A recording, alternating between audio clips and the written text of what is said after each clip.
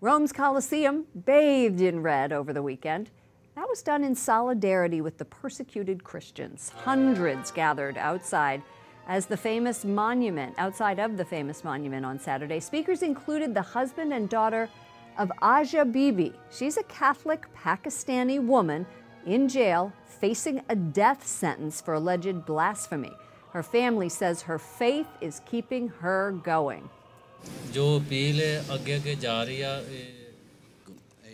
They say her faith is keeping them strong as well. Aja's family hopes she will soon be free.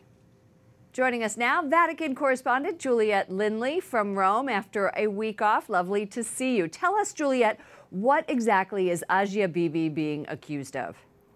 Lauren, she's being accused of making derogatory remarks about Islam. Apparently, this followed a conversation with neighbors in which they were together and they were drinking from the same glass. And because she is not Muslim, they were not happy that she had drunk from the same glass, and they asked her to convert. Apparently, this is what her family members are telling us, and she refused, and they therefore have accused her of blasphemy. And as you know, in Pakistan, blasphemy comes with a death penalty. And so human rights groups are saying that nowadays blasphemy laws are being often used by, increasingly being exploited by religious extremists to settle personal scores. Now, that might be the case here.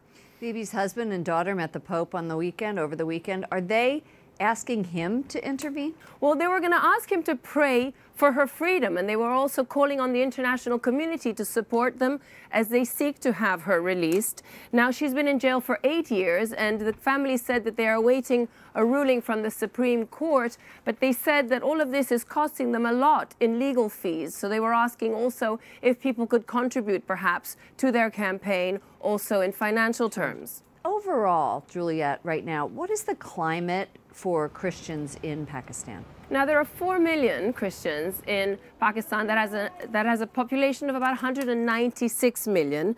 Now, apparently, increasingly, it's Islamic extremists that are aiding and abetting, if you want, this persecution. They often run madrasas, and in the madrasas, these education centers, youngsters are often fomented and taught to persecute religious minorities, including Christians. Often in small villages, Christian parents are forced to send their children to these madrasas, where they are often forced to convert to Islam, or at least pressured to convert to Islam. Now, historic churches have perhaps a little bit more freedom, and they're allowed to worship, but they are extremely heavily monitored. And in recent times, as you know, Lauren, there have been several deadly bomb attacks on churches in Pakistan.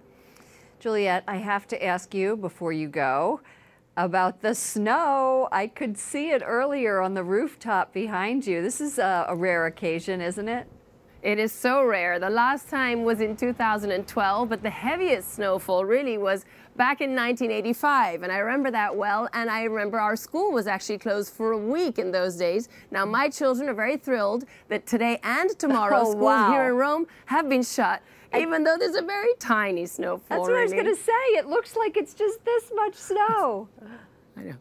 All right, Juliet. We're not very well equipped for it in this that's city. True. How true. Right. All right, Juliet Linley, thank you so much for joining us, EWTN News Nightly Vatican correspondent. Thanks, Lauren.